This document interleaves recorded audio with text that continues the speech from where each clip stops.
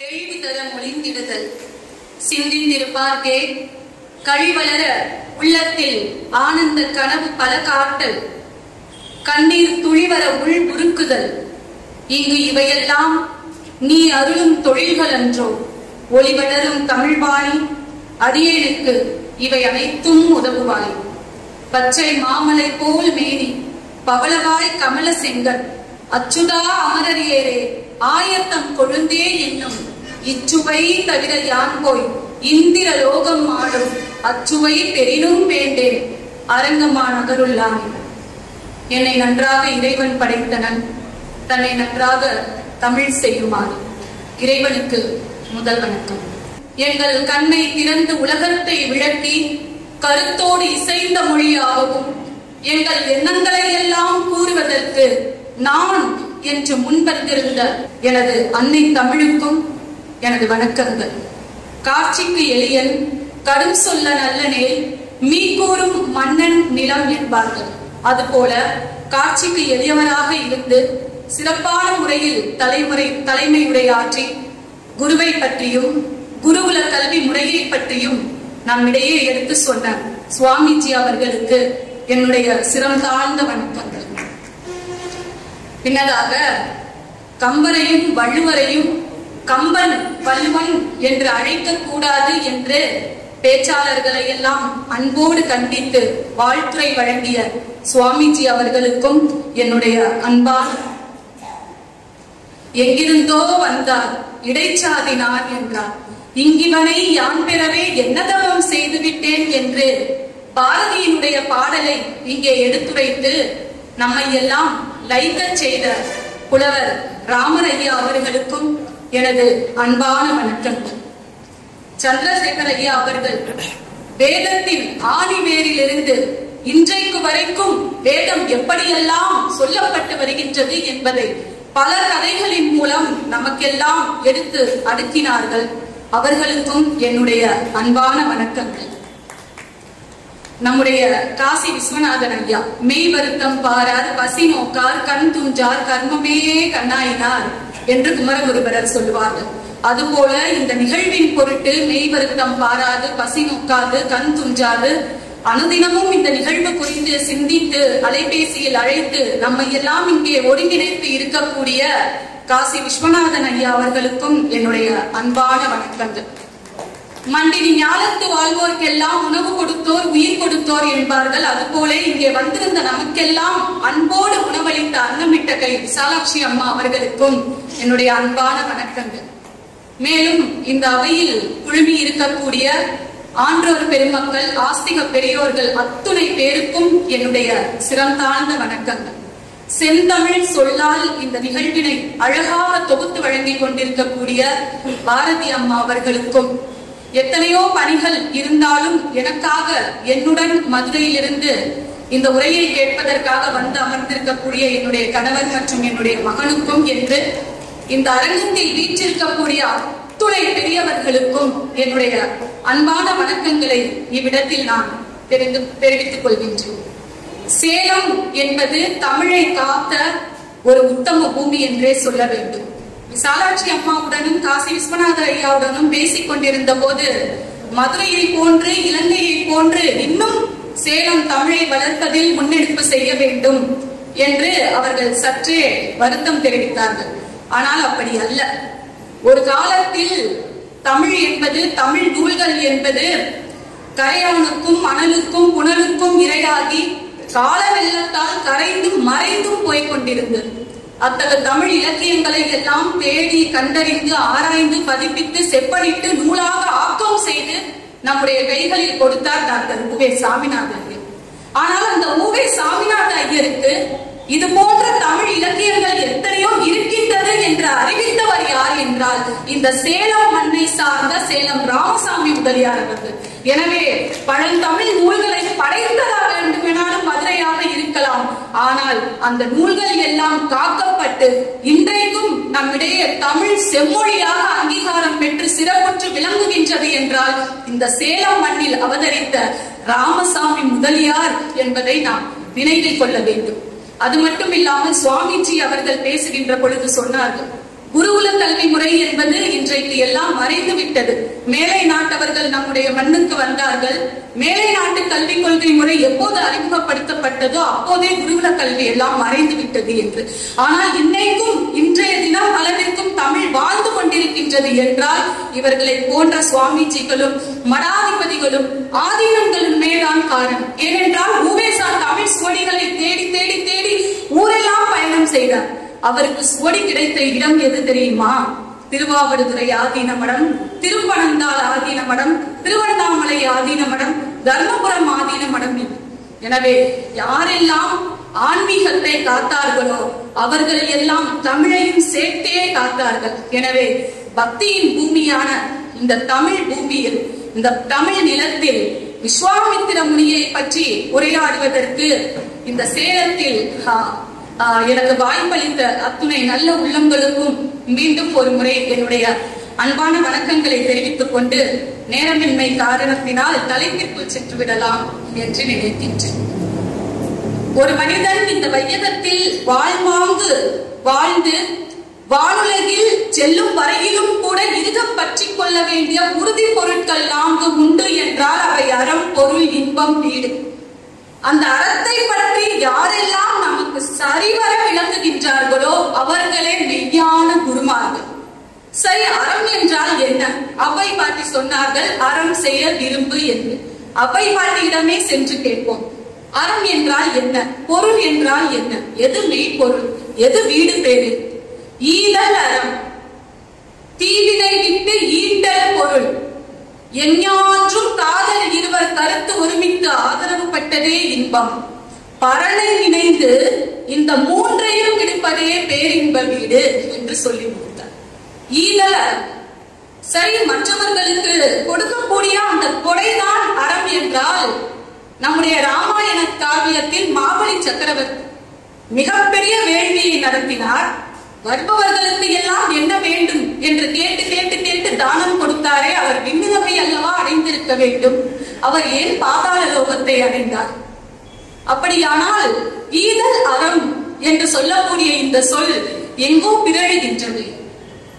சரி, ராமபிரானிடத்தில் வருவோம். தாரகையை வதம் செய்தார். நம்முடைய இலக்கியங்கள் எல்லாம், நம்முடைய வேதங்கள் எல்லாம், நம்முடைய புராணங்கள் எல்லாம் நமக்கு எவற்றை சொல்லுகின்றன? மாதுவாக பிறந்தவளையும் தூதுவனாக வந்தவரையும் ஒரு காலமும் கொலை செய்யக்கூடாது என்று. ஆனால் தாரகையை வதம் செய்தாரே ராமர், அது அறத்தில் சார்ந்ததே. அது எப்படி? இது போன்ற வினாக்களுக்கு எல்லாம் நாம் விடை தேட வேண்டும் என்றால் நிச்சயமாக விஸ்வாமித்திரர் போன்ற முனிவருடைய உதவி தேவை என்பதால் கம்பராமாயணத்தில் கம்பர் அயோத்தி மாநகரம் தொடங்கி மிதிலை காட்சி படலத்தில் மிதிலாபுரி வரையிலும் கூட விஸ்வாமித்திரருடைய காட்சிகளை பதிவு செய்திருக்கிறார். நமக்கெல்லாம் தெரியும், தருவனத்தில் விஸ்வாமித்திரர் காக்கக்கூடிய மிகப்பெரிய வேள்விக்கு ராமபிரான் உடன் வர வேண்டும் என்று அயோத்தி அரசர் தசரதரிடம் சென்று கேட்டார். நமக்கு எல்லாம் தெரிந்த கதை அது. ஆனால் ராமபிரான் தான் வேள்வியை காப்பதற்கு உரியவர். தசரதன் தானே வருகிறேன் என்று சொல்கிறார். போர் படைகளை பற்றிய அறியாதவர் ராமர், பச்சிலம் பாலகன். அவரை எப்படி அனுப்புவது? தேர்ப்படைகளை கொண்டு நானே வருகிறேன் என்றார்.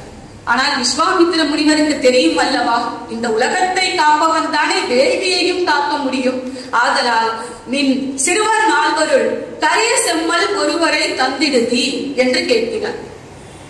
இப்போது கரிய செம்மல் என்று நாம் எடுத்துக்கொண்டோமானால் தசரத சக்கரவர்த்திக்கு 4 புதல்வர்கள், ராமர், லக்ஷ்மணர், பரதர், சத்ருக்கனர். இதில் கரிய செம்மல் யார்? ராமபிரானும் பரதனும் கூட கரிய செம்மலாகத்தான் இருந்தார்கள்.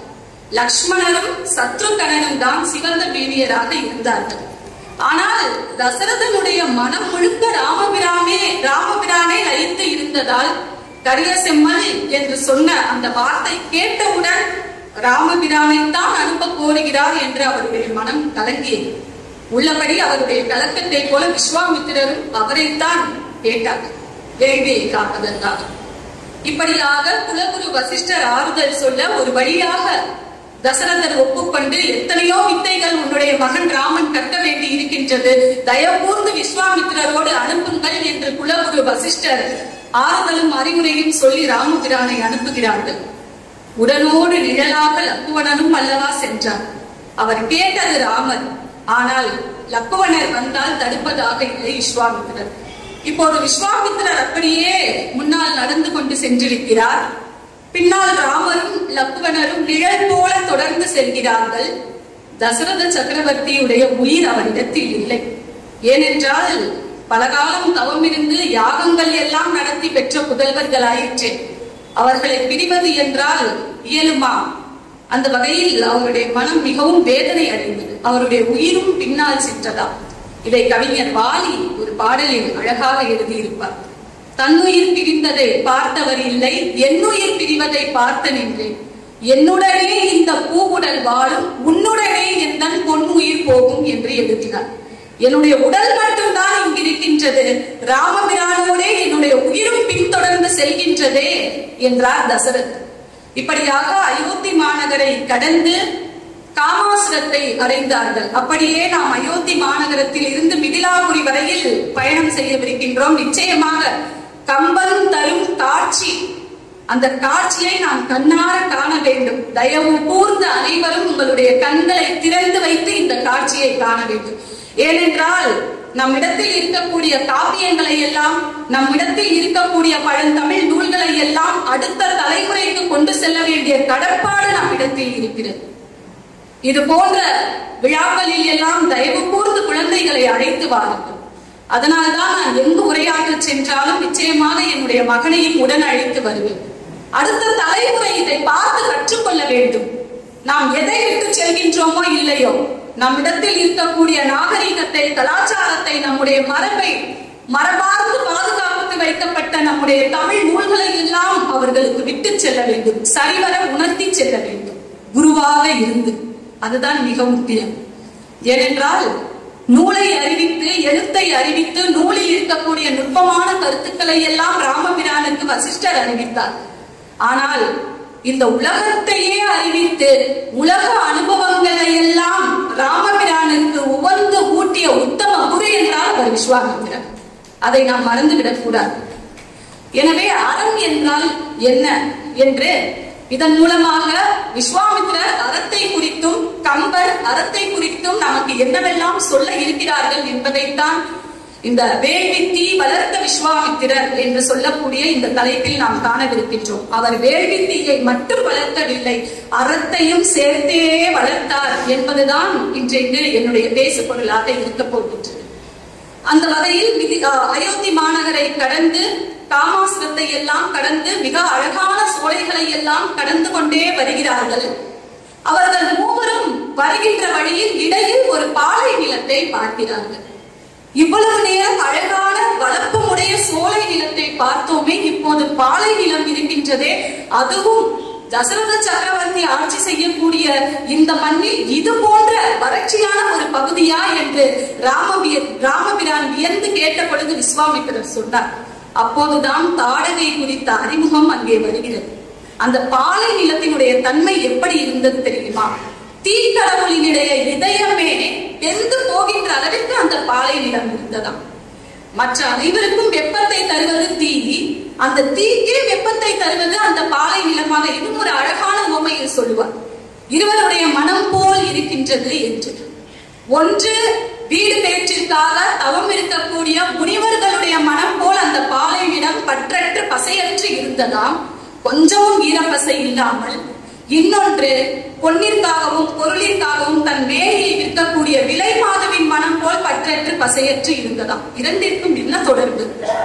நேர் எதிர்மறையானது. இந்த மனமும் இந்த மனமும் நேர் எதிர்மறையான மனம். ஞானியர்களுக்கு வீடு பேரு ஒன்றே இலக்கு, அந்த மகளிருக்கு பொருள் ஒன்றே இலக்கு. அதுபோல பற்றற்று இருக்கக்கூடிய தன்மையில் அந்த பாலை நிலமானது இருவருடைய மனம் போல் இருந்தது என்று ஒரு அழகான அணிநயத்தோடு இங்கே நமக்கு கம்பர் பதிவு செய்கிறார். இப்பேற்பட்ட பாலை நிலத்தில் தாடகையை பற்றி சொல்லிக் கொண்டே வருகிறார். இந்த நிலம் இப்படியெல்லாம் வறட்சி அடைவதற்கு காரணம், இங்கே ஒரு அரக்கி இருக்கிறார், தாடகை என்று பெயர். மதையானையை போன்றவள், எவனுக்கு நிகரானவள் என்றெல்லாம் தாடகையை பற்றி அறிமுகம் செய்து கொண்டே இருக்கும் போதே தாடகை இடி முழக்கத்தோடு அவர்கள் மூவருக்கும் முன்னாலே வந்து நிற்கின்றார். இவள் தான் அரக்கி தாடகை, இவளை நீ வதம் செய்தே ஆக வேண்டும் என்று விஸ்வாமித்திரர் சொல்ல ராமருக்கு மனதில் சிறு நெருடல். அரக்கியாக இருந்தாலும் ஒரு பெண்ணாக இருக்கிறாரே, பெண்ணை அழிப்பது தர்மம் அல்லவே, அறம் அல்லவே. ஆனால் குரு செய்ய சொல்கிறாரே, என்ன சொல்வது, என்ன செய்வது? விஸ்வாமித்திரரை பொறுத்தவரையில் நீங்கள் கம்பராமாயணம் முழுவதும் பார்க்கலாம். எதிரில் இருப்பவர் வசிஷ்டராக இருந்தாலும் சரி, மன்னன் தசரதரே ஆனாலும் சரி, அவர் ஒரு வார்த்தை சொன்னால் மறு வார்த்தை பேசாமல் கேட்க வேண்டும். அப்படிப்பட்ட ஒரு கதாபாத்திரம் கம்பராமாயணத்தில் விஸ்வாமித்திரனுடைய கதாபாத்திரம். ஆனால் இங்கே ராமபிரான் மறுவார்த்தை கேட்கிறார். இது முறையா, இது சரியா, மாதுவை கொள்ளலாமா, இது அறமற்ற செயலாயிற்றே என்றெல்லாம் சற்றே யோசிக்கிறார். ராமபிரானை ஆற்றுப்படுத்துவதற்கு கம்பருக்கு 8 பாடல்கள் தேவைப்பட்டது என்றால் விஸ்வாமித்திரருக்கு எத்தனை சொற்கள் தேவைப்பட்டிருக்கு. ஒரு வழியாக ராமன் சமாதானம் அடைகிறார். எப்படி? அந்த பாடலை பாருங்கள். அரண் அல்லவும் எய்தினால் அது செய்க என்று ஏவினால் மெய்ய நீ முறை வேடம் என கொட செய்கை அன்றோ அறம் செய்யுமாறு என்கிறார். குருவாக இருக்கக்கூடிய விஸ்வாமித்திரரை பார்த்து, குருவே, அறம் அல்லது என்று ஒன்று இருக்குமானால் அதை செய் என்று நீங்கள் கூறுவீர்களானால் உங்களுடைய திருவாக்கை கேட்பது அல்லவா எனக்கான அறம்? நல்ல கைதட்டலாம். ஏனென்றால் குருவினுடைய பெருமையை இங்கே பேசிக் கொண்டிருக்கின்றோம். அறனற்ற ஒரு செயலை குரு சொல்லவே மாட்டார். அப்படியே அவர் சொன்னதாக இருந்தாலும் அதை காட்டிலும் அறமற்ற ஒரு செயல் இருக்கும் என்றால் அது குருவினுடைய வாக்கை மீறுவது. எனவே விஸ்வாமித்திரரே, உன்னுடைய வாக்கை வேத வாக்காக கொண்டு நீ சொல்வதே அறம் என்பதை உணர்ந்து நான் இதை செய்கின்றேன் என்று, அறமற்ற செயலானாலும் நான் அதை செய்கிறேன் என்றார். ஆனால் ஒரு சீடனுக்கு, உண்மையான சீடனுக்கு எது அறம்? குருவினுடைய வார்த்தையை கேட்பதுதானே அறம். நிச்சயமாக குரு தீயவற்றை சீடர்களுக்கு எடுத்து சொல்ல மாட்டார். தாடகை எப்படிப்பட்ட அரக்கி! இன்னும் கொஞ்ச நாள் அந்த தாடகையை விட்டு வைத்தால் மண்ணுலகத்தில் இருக்கக்கூடிய எல்லா உயிர்களையும் விழுங்கி விடுவார். அப்பேற்பட்ட அரக்கி. அப்படிப்பட்ட அரக்கியை நீ அழிப்பதன் மூலமாக இந்த உலகம் காக்கப்படுகின்றது. காக்கும் கடவுளான திருமால் தானே, திருமாலினுடைய அவதாரம் ராமபிரான் தானே இதை செய்ய வேண்டும். வேறு யார் செய்ய முடியும்? அப்படியானால் இந்த அறம் என்ற சொல்லானது இடத்திற்கு இடம், நேரத்திற்கு நேரம், சூழலுக்கு சூழல், நபருக்கு நபர் மாறுபடுகின்றது. மற்றும் ஒரு உயிரை திட்டுவதோ, மற்றும் ஒரு உயிரை கையோங்கி அறைவதோ பாவம், அது அறமற்ற செயல். ஆனால் ஒரு குழந்தை ஒழுக்க நெறி தவறி நடந்து செல்லுகின்ற பொழுது, ஒழுக்க நெறி தவறி நடக்கின்ற பொழுது அந்த தாய் தன்னுடைய கையை ஓங்கினால் அது நிச்சயமாக அறம். எனவே அறம் என்பதற்கு இப்படி ஒரு அர்த்தத்தை விஸ்வாமித்திரர் மூலமாக கம்பன் நமக்கு எடுத்து சொல்கிறார். இவற்றை எல்லாம் நாம் உணர வேண்டும் என்பதற்காகத்தான் குரு பௌர்ணமியை ஒட்டி விஸ்வாமித்திரர், வியாசர் போன்ற முனிவர்களுடைய அந்த கருத்துக்களை எல்லாம் நமக்கு தலைப்பாக இங்கே கொடுத்திருக்கின்றார்கள். இப்படி ஒரு வழியாக தாடகையை வதம் செய்து விட்டார் ராமபிரான். வானத்தில் இருக்கக்கூடிய தேவர்களுக்கு எல்லாம் ஒரே மகிழ்ச்சி. இவ்வளவு காலம் என்ன என்ன அட்டூழியங்களை செய்தார். பூமியில் இருக்கக்கூடிய உயிர்களை எல்லாம் கொஞ்சம் கொஞ்சமாக தின்றார். சோலை நிலத்தை எல்லாம் பாலை நிலமாக்கினார். வானவர்களுக்கு, தேவர்களுக்கு எத்தனையோ இடையூறுகள் செய்தார். அப்பாடா, அவள் தொலைந்தாள் என்று மகிழ்ந்து வானத்தில் இருந்து பூமாறி பொழிகிறார்கள். அதே சமயத்தில் விஸ்வாமித்திரர் ராமருக்கு தெய்வீக தன்மையுடைய அவருடைய படை கருவிகளை எல்லாம் கொடுக்கிறார். அருள் தன்மை. ஒரு குருவானவர் சீடர் வாழ்நாள் முழுவதும் சிரமப்படாமல் இருக்க வேண்டும். அப்படியே சிரமங்கள் வந்தாலும் அதை எதிர்கொள்வதற்கு தயாராக இருக்க வேண்டும் என்று சொல்லக்கூடிய அறத்தை எல்லாம் சொல்லிக் கொடுக்கக்கூடியவர் குரு. பிற்காலத்தில் நிச்சயமாக ராமபிரான் ராவணனோடு போர் செய்ய நேரிடும். அப்படியானால் அவர் கொடுத்த அந்த தெய்வீகத்தன்மை வாய்ந்த படைக்கருவிகள் எல்லாம் நிச்சயமாக ராமபிரானுக்கு உதவும் என்று சொல்லக்கூடிய தன்மையால் பாலை நிலத்தை எல்லாம் எப்படி மந்திரங்களை கூடி சோலை நிலமாக மாற்றிக்கொள்வது என்றெல்லாம் சொல்லிக் கொடுக்கிறார். ஒரு அழகான பாடல், திருநாவுக்கரசருடைய பாடல். திருநாவுக்கரசர் இளவரசரை சுண்ணாம்பு நீச்சலையில் ஒரு அறையில் விட்டு விடுகிறார்கள். எவ்வளவு வெப்பம் இருக்கும்! அப்படியே அன்றலர்ந்த செந்தாமரை மலர் போல் அவர் வெளியே வருகிறார். ஒரு பாடல் மட்டும் பாடுகிறார் சிவபெருமானை நினைத்து. மாசில் வீணையும் மாலை மனிதமும் வீச தென்றலும் வீங்கில வேணிலும் மோச வண்டரை பொய்கையும் போன்றதே ஈசன் எந்தை இணையடி நிழலே. அப்படியானால் பாலை நிலத்தில் கூட சோலை நிலத்தின் தன்மையை பெற முடியும் என்பது சாத்தியக்கூறுதானே. அந்த வகையில் மந்திரத்தை உபதேசிக்கிறார் விஸ்வாமித்திரர். இப்படியாக அவர்கள் மூவரும் தாடகையை வதம் செய்துவிட்டு படைக்கருவிகளை எல்லாம் ராமபிரான் பெற்ற பின்னதாக வேள்வி நடத்தக்கூடிய அந்த இடத்தை வந்து அடைகிறார்கள். வேள்வி செய்யக்கூடிய இடம் சாதாரணமான இடமாக இருக்குமா? நாம் எல்லாம் சொல்கின்றோமே, திருவண்ணாமலையை நினைத்த முக்தி, மதுரையில் வாழ முக்தி என்றெல்லாம் நாம் சொல்கின்றோமே. அதுபோல விஸ்வாமித்திரர் வேள்வி நடத்திய அந்த இடத்தை பார்த்தாலே முக்தியா, அப்படிப்பட்ட ஒரு இடத்தை தேர்ந்தெடுக்கிறார். அது என்ன இடம்? தாடகையை வதம் செய்துவிட்டு பாலை நிலத்தை எல்லாம் கடந்து கொண்டே வருகிறார்கள். சித்தாசிரமம் என்று ஒரு அழகான இடம் வருகின்றது. ஏன் அந்த இடத்திற்கு அவ்வளவு சிறப்பு? திருமால் 100 ஊழி காலம் தவம் செய்த இடமாக அந்த இடம் காட்டப்படுகின்றது. நாம் எந்த ஒரு செயலை செய்ய வேண்டும் என்றாலும் கூட இடம் அறிந்து, காலம் அறிந்து, பொருள் அறிந்து செய்ய வேண்டும். அந்த செயல்தான் வெற்றி பெறும். அந்த வகையில் வேள்வியை காப்பதற்காக ராமபிரானை அழைத்து வந்து சரியான இடத்தை தேர்ந்தெடுத்து அந்த வேள்வியை நடத்த திட்டமிட்டார் விஸ்வாமித்திரர். வேள்விக்கான அந்த இடமும் வந்துவிட்டது. அந்த இடத்தை பற்றி விஸ்வாமித்திரர் ராமபிரானுக்கு எடுத்து சொல்கிறார். திருமால் 100 ஊழி காலம் தவம் செய்த பெருமையை மட்டுமா உடையது அந்த இடம்? இல்லை. மாவலி சக்கரவர்த்தி என்று ஒருவர் இருந்தாரே, மிகப்பெரிய வேள்வியை நடத்தினாரே, வருபவர்களுக்கு எல்லாம் தானத்தை நான் கொடுக்கிறேன் என்று அள்ளி அள்ளி அள்ளி கொடுத்தாரே, அப்படிப்பட்ட மாவலி சக்கரவர்த்தி வேள்வி செய்த ஒரு இடம் என்பதனால் மட்டும் பெருமை இல்லை. மாவலி சக்கரவர்த்தியை பொருட்டு வாமனனாக திருமாலே வந்து இந்த வையத்தை அளந்தாரே, அதற்காக அந்த இடத்திற்கு பெருமை. அப்பேற்பட்ட ஒரு இடத்தில் அந்த யாகமானது, வேள்வியானது நடத்தப்படுகின்றது. மாவலி சக்கரவர்த்தியினுடைய வரலாறு கதை நிச்சயமாக நாம் அனைவரும் அறிவோம். ஆதலால் அவருடைய வரலாற்றை கூறி உங்களுடைய நேரத்தை நான் போக்க விரும்பவில்லை. நுட்பமான சில கருத்துக்களை மட்டும் நாம் காண்போம். எல்லோருக்கும் தானத்தை கொடுத்தார், வேள்வியை நடத்தினார். இது அனைவருக்கும் தெரிந்த செய்தி. திருமாலே வாமனனாக அவதாரம் எடுத்து 3 அடி நிலம் வேண்டும் என்று வந்து மாவலியிடத்தில் கேட்கிறார். 3 அடி நிலம் தானே, வேறு ஏதாவது கேட்கலாமே. நாடு, நகரம், பொன், பொருள், செல்வம் அனைத்தையும் தருகிறேன். பிஞ்சு கால்கள், இத்தனையோண்டு கால், எவ்வளவு குட்டியா இருக்கக்கூடிய அந்த கால்களை வைத்து மிஞ்சி மிஞ்சி போனா எவ்வளவு இடம் வரப்போகுது? வேறு எவ்வளவு பெரிய வேள்வியை நடத்துகிறேன், இதைத்தான் தானமாக கேட்பது? குரு சுக்ராச்சாரியார் தடுக்கிறார். இங்கே தாடகையை வதம் செய்ய சொல்லி விஸ்வாமித்திரர் சொன்ன அந்த வார்த்தையை நினைவில் கொண்டே நாம் இதை கேட்க வேண்டும். குரு சுக்ராச்சாரியார் மாவலியை தடுக்கிறார். வந்திருப்பது சாதாரண நபராக தெரியவில்லை, சாட்சாத் நாராயணனே இங்கே வந்திருப்பதாக என்னுடைய ஞானம் கண்ணுக்கு புலப்படுகின்றது. தயவு கூர்ந்து தானத்தை கொடுக்காதே. உடனே குருவுக்கே உபதேசம். என்ன உபதேசம் செய்தார்? நீங்கள் படித்ததில்லையா? கொடுப்பதை அழுக்கறுப்பான் சுற்றம், உண்பதும் உடுப்பதும் இன்றி கெடும் என்று நீங்கள் படித்ததில்லையா?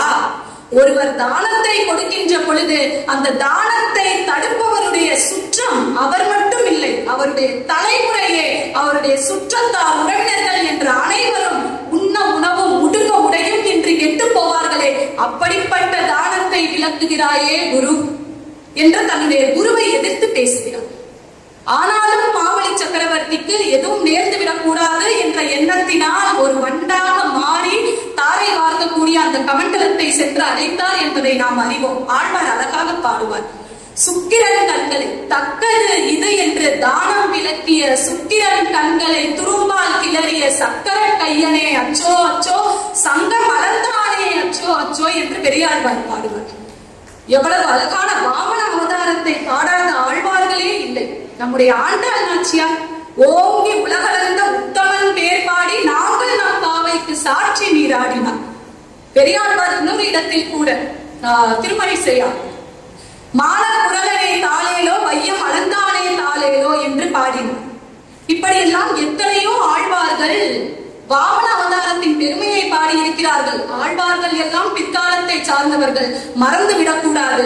சங்க இலக்கியத்தில் முல்லைப்பாட்டில் வாமன அவதாரத்தை பற்றி பேசப்பட்டிருக்கின்றது. முல்லைப்பாட்டில் முதல் அடியே நனந்தலை உலகம் பலகி நேமியோடு மாதங்கு தடக்கை என்று வரும். நீர் செல நிமிர்ந்த மால் போல தாரை வார்த்து கொடுத்தேன் என்று சொன்ன கணத்தில் அப்படியே நெடுமாலாக நிமிர்ந்தாரே, அந்த மால் போல மழை மேகக்கூட்டங்கள் எல்லாம் மழையை பெய்வித்தன என்று சொல்லுவார்.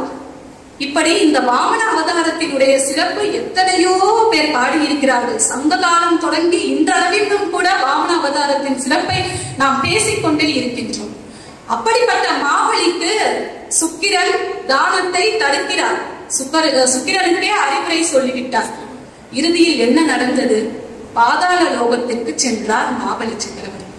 ஏன்? அவர் நன்மைதானே செய்தார். வரக்கூடிய அனைவருக்கும் என்ன வேண்டுமோ பெற்றுக்கொள்ளுங்கள் பெற்றுக்கொள்ளுங்கள் என்று தானம் தானே செய்தார். இன்னொரு விஷயம் மாவலி அங்கே பேசுவார். அப்படியே இறைவனே இறங்கி வந்திருந்தாலும் கூட என்னிடத்தில் தானம் கேட்க வந்திருப்பது எனக்கு எவ்வளவு பெருமை.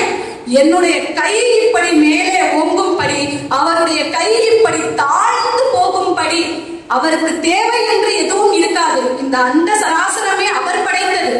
அப்படிப்பட்ட இறைவனே என் பொருட்டு இறங்கி வந்து தானம் கேட்கிறார் என்றால் எனக்கு இதை காட்டிலும் ஒரு பெருமை இருக்கிறதா? நிச்சயமாக நான் தானம் செய்வேன் என்று குரு வார்த்தையை மீறி பாதாள லோகம் அடைகிறார். ஆனால் அவர் தானம் செய்ததற்கு பாதாள லோகம் அடைந்திருப்பாரா என்பதை நாம் சற்றே சிந்தித்து பார்க்க வேண்டும். குருவினுடைய சொல்லை தட்டியதால் பாதாள லோகம் அடைந்தானா என்பதையும் கொஞ்சம் சிந்தித்து பார்ப்போம். அதே சமயத்தில் ஒருவர் மற்றவருக்கு தானம் கொடுக்க வேண்டும் என்றால் நான் கொடுக்கிறேன் என்ற எண்ணம் இருக்கக்கூடாதா? ஏதேனும் ஒரு பொருளை நம்முடைய மரபில் எப்படி இருக்கிறது? நாம் யாருக்கேனும் ஒரு பொருளை கொடுத்தோம் என்றால் ஒரு தட்டில் வைத்து இப்படி வைத்து எடுத்துக் கொள்ளுங்கள் என்று கொடுப்பதுதானே மரபு. எப்போதும் நம்முடைய கை இப்படி மேலே வரக்கூடாது. அதுதான். அப்படிப்பட்ட தானத்தை செய்தவர் யார்? கர்ணனுக்கு கூட அந்த பாக்கியம் இல்லை. சுந்தரமூர்த்தி நாயனார் ஒரு இடத்தில் மிக அழகாக சொல்லுவார். மிடுக்கில்லாதானே வீமனே விசையனே வில்லுக்கு கொடுக்கில்லாதானே பாரியை என்றார். மகாபாரதத்தில் இருந்து உவமை காட்டுகிறார். பீமனை போல மிடுக்கானவர் யாரும் இல்லை. வில்லுக்கு என்றால் அவர் விஜயன் தான், அர்ஜுனன் தான். அவரை காட்டிலும் வில்கலையில் சிறந்தவர் யாரும் இல்லை. கர்ணனை தானே சொல்லி இருக்க வேண்டும். பாரியை என்று சொன்னார்கள். பாரியினுடைய கொடை எப்படிப்பட்டது? பாரி நான் கொடுக்கிறேன், இதற்கு எல்லாம் கொடை கொடுக்கலாமா என்று எண்ணவே இல்லை. மடற்கொடை என்று சொல்வார்கள். தமிழில் கொடை மடம் என்றே பெயர். ஒரு தேர் ஓட்டிக்கொண்டு பாரி சென்று கொண்டிருக்கின்றார். ஒரு கொடி படர்வதற்கு இடமில்லாமல் அப்படியே கீழே இருக்கின்றது. அதிகபட்சம் நாம இருந்தால் ஒருவேளை அந்த கொடிக்கு உபகாரம் செய்ய வேண்டும் என்று நினைத்தால், நாம இருந்தால் என்ன செய்வோம்? அதிகபட்சம் ஒரு குச்சியை நட்டு வைப்போம்.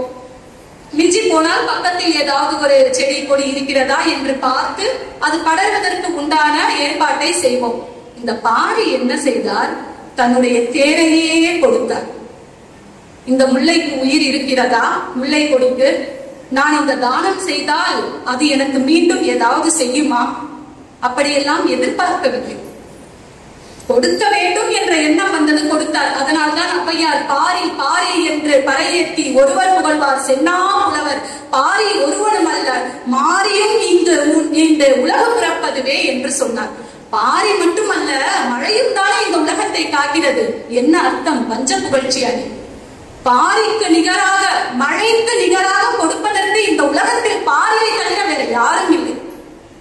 அதனால்தான் சுந்தரமூர்த்தி நாயனார் கொடுக்கில்லாதானை பாரியை போன்று கொடுப்பவர் இல்லை என்று குறிப்பிட்டார். ஆனால் இங்கே மகாபலி சக்கரவர்த்தி செய்ததோ நான் கொடுக்கிறேன், நான் செய்கிறேன் என்ற ஆணவம். அதே சமயத்தில் ஒரு எதிர்பார்ப்போடு செய்யப்பட்ட வேள்வி, ஒரு எதிர்பார்ப்போடு செய்யப்பட்ட தானம். எப்படியாவது இந்திர பதவியை அடைந்து விட வேண்டும் என்றுதானே அவர் வேள்வியை நடத்தி தானத்தை கொடுத்தார். மக்கள் நலமாக இருக்க வேண்டும், மக்கள் வளமாக இருக்க வேண்டும், மக்கள் சுபிட்சமாக இருக்க வேண்டும் என்று கருதியா அவர் தானம் கொடுத்தார். எனவே அறம் என்பது ஈதல் அறம் என்று நாம் எளிமையாக சொல்லிவிடுகின்றோம். ஆனால் அந்த கொடுக்கக்கூடிய அந்த கொடை கூட மனமுவந்து கொடுக்க வேண்டும். கொடுக்கிறேன் என்ற எண்ணம் இல்லாமல் கொடுக்க வேண்டும். ஏனென்றால் இந்த உலகத்தில் வரக்கூடிய யாரும் எதையும் கொண்டு வருவது கிடையாது. இங்க இருக்கக்கூடிய ஒரு பொருளும் நம்முடைய அது கிடையாது. காதன்ற ஊசியும் வாராதே தான் என்று சொல்கிறார் அல்லவா பட்டினத்தார். காதன்ற ஒரு ஊசி கூட நம்மோடு வராது. எனவே இங்கே செல்வத்து பயனே ஈதல் என்று சொல்வார்கள். நம்மிடம் நிறைய செல்வம் இருக்குன்னா அதுக்கு பயனே ஈதல் தான். துய்ப்போம் எனினே தப்புன பலவே. ஒருவேளை அதை அனுபவிப்போம் என்று நாம் நினைத்தால் கூட நம்முடைய ஆயுள் போதாது அல்லவா. எனவே கொடை என்பது அறம் என்பது குறித்து நாம் சரியாக அறிந்து கொள்ள வேண்டும். அந்த அறிவை தான் விஸ்வாமித்திர முனிவர் ராமனுக்கு சொன்னார். அதனால்தான் வேள்வி காக்கக்கூடிய அந்த இடத்தை பற்றி சொல்லுகின்ற போது மாவலியை பற்றி சொல்கிறார். மாவலியை பற்றி சொல்லுகின்ற பொழுது இன்னும் ஒன்றையும் ராமனுக்கு நினைவூட்டுகிறார். ராமா, சென்ற அவதாரத்தில் நீதானே வாமனனாக வந்தாய். இந்த அவதாரத்தில் மானுடனாக பிறந்து ராமபிரானாக நீ இருக்கின்றாய். உன்னுடைய நோக்கம் எது? அந்த காப்பியத்தின் நோக்கம் எது? ராமபிரானுடைய நோக்கம் எது என்று அவருக்கு அறிவிக்கக்கூடிய குருவாக விஸ்வாமித்திரர் இருந்தார். இப்படியாக வேள்வி நடத்தக்கூடிய அந்த இடத்தை நோக்கி சென்று விட்டார்கள். விஸ்வாமித்திரர் வேள்வியில் அமர்ந்து விட்டார். ராம லட்சுமணர் இருவரும் வேள்வியை காத்தார்கள். எப்படி வேள்வியை காத்தார்கள் என்று கம்பர் பதிவு செய்கிறார். எண்ணுதற்கு ஆக்க அரிது 2-3 நாள்.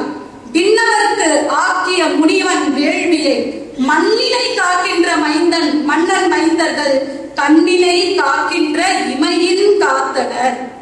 எப்படி வேள்வியை காத்தார்களாம்? விஸ்வாமித்திரர் வேள்வி தீயை ஒரு பக்கம் வளர்த்து கொண்டே இருக்கின்றார். வேள்வியை தடுப்பதற்கு அரக்கர்கள் வந்து விடுவார்கள். அந்த அரக்கர்கள் எப்படிப்பட்டவர்கள்?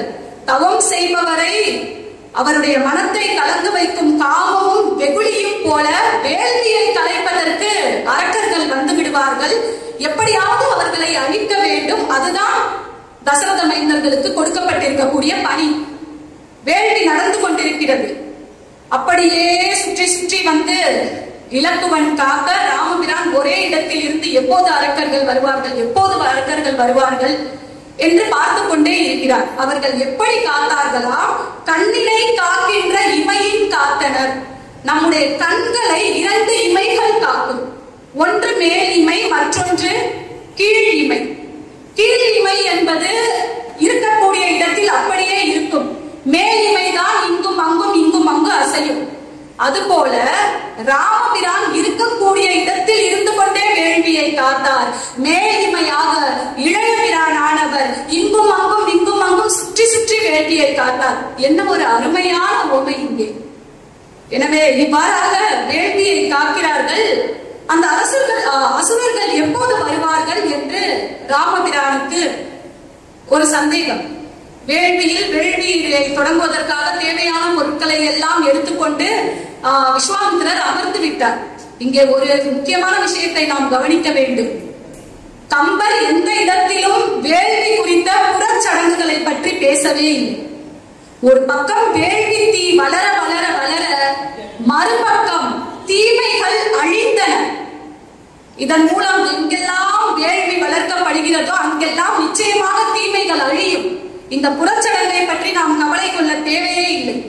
தீமைகள் அழிவதற்காக வேள்வி தீ வளர வேண்டும் என்பதை நம்மிடையே சொல்லுவதற்காகத்தான் புறச்சடங்கை பற்றி அதிகமாக பேசாமல் அப்படியே விஸ்வாமித்திரர் வேள்வி தீயை வளர்க்க இவர்கள் வேள்வியை காத்து தீமையாகிய அசுரர்களை அழித்தார்கள். உண்மையில் நம்முடைய மனதில் இருக்கக்கூடிய 2 அரக்கர்கள் கோபமும் காமமும், அந்த 2ஐயும் நாம் அழித்து விட்டோமானால் நிச்சயமாக உத்தமர்களாக நாம் வாழ முடியும். ஆனால் ரொம்ப கஷ்டம். கோபத்தை அடக்க முடியுமா? நிச்சயமா முடியாது. ஆனால் அதைத்தான் ஒரு குரு நமக்கு சொல்லிக் கொடுப்பார். விஸ்வாமித்திரர் அதைத்தான் ராமபிரானுக்கும் இளையபிரானுக்கும் சொல்லிக் கொடுக்கிறார். இப்படியாக அந்த அரக்கர்கள் எப்போதுதான் வருவார்கள் என்று விஸ்வாமித்திரரை பார்த்து ராமன் கேட்க முனிவர் மறுவார்த்தை பேசவில்லை. வார்த்தை மாறு உரைத்திலன் முனிவன் மௌனியாய் போர்த்தொழில் குமரனும் தொழுது போந்த பின் பார்த்தனன் விசும்பினை பருவ மேகம் போல் ஆர்த்தனர் இடித்தனர் அசனி அஞ்சவே. இப்படி கேட்டுவிட்டு குரு வேள்வியில் அமர்ந்து விட்டார். நாம் இதற்கு மேலும் எதையும் பேசக்கூடாது. அவர் மௌனியாகிவிட்டார். இதுதான் தவ வேள்வி. வேள்வி செய்யும் போது கேட்பது இறைவனாகவே இருந்தால் கூட பதில் பேசக்கூடாது.